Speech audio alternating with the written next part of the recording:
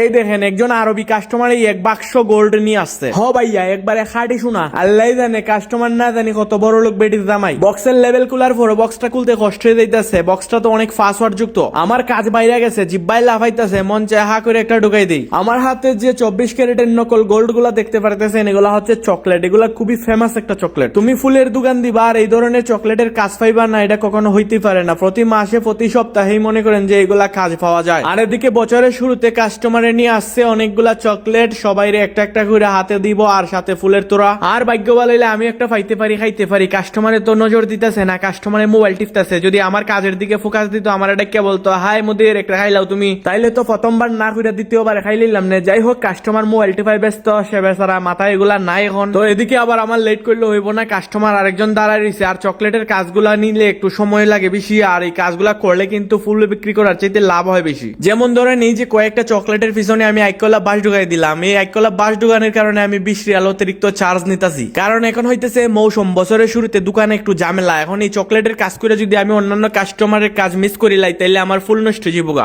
আর এদিকে কাস্টমারও চালাক আছে, বুঝা লাইছে সব দোকানে ব্যস্ততা বেশি, যেই দোকানে যাই না কেন সামনে দাঁড়াইতে লাগবো, তার চাইতে এই জায়গায় 20 টাকা বেশি দেয় কাজটা করাই নিয়ে জায়গা। আর এই জন্যই মনে হয় কাস্টমার আমার চকলেট খাওয়াইলো না। কারণ আমার দোকানে কাস্টমার চকলেট নিয়ে আসলে আমার দিবই একটা না একটা। কারণ কিছু কিছু কাস্টমার আছে তেলবাজ, দোকানে আইসা মনে করেন যে চকলেট ফ্রিতে দিব, যাতে সুন্দর করে একটা ডিসকাউন্ট রাখি লাস্টে, আর কাজটা সুন্দর করে দেই, অল্প টাকায় বেশি ফুল রাখি, বড় ডিজাইন বানাই দেই। আর এদিকে চকলেট দেওয়া নেওয়াটারে আমি সাদরে গ্রহণ করি, কারণ কাজ কর্ম আর খাইমু কতই যে আনন্দ। এখন আমি চকলেটের চতুর্দিকে গোলাপ দিয়ে বাউন্ডারি দিয়ে দিলাম, যাতে দেখতে একটু লাল লাগে। পরবর্তীতে সাদা জিপসি দিয়ে দিমু, তারপর সাদা পেপার লাগাই দিয়ে দিমু। যত তাড়াতাড়ি পারা যায় কাজটা শেষ করা লাগবে, এতটাও সময় নাই যে ধীরে সুস্থিরে কাজটা বেশি সুন্দর ফিনিশিং করে তোলা যায়। এই মুহূর্তে যতটুকু সুন্দর হয় না কেন, কাস্টমারও খুশি, আমিও খুশি। কারণ কাস্টমার বুঝতেছে দোকানে ঝামেলা, কাস্টমার আরো দাঁড়াই আছে। সৌদি আরবে বিশেষ কোনো দিবস বা বিশেষ কোনো অনুষ্ঠানের জন্য চকলেট উপহার নিয়ে যায়। যেমন ঈদের সিজনে বেশি চকলেট ব্যবহৃত হয়, তারপর পরীক্ষার রেজাল্ট দিলে চকলেট ব্যবহৃত হয়। আর এদিকে যেহেতু নিউ ইয়ার, সেজন্য মনে করেন যে সব জায়গায় এখন লালের চাহিদা বেশি। এই যে পিছনে মাথার উপর বেলুন ঝুলতেছে, লাল লাল লাল লাল বেলুন।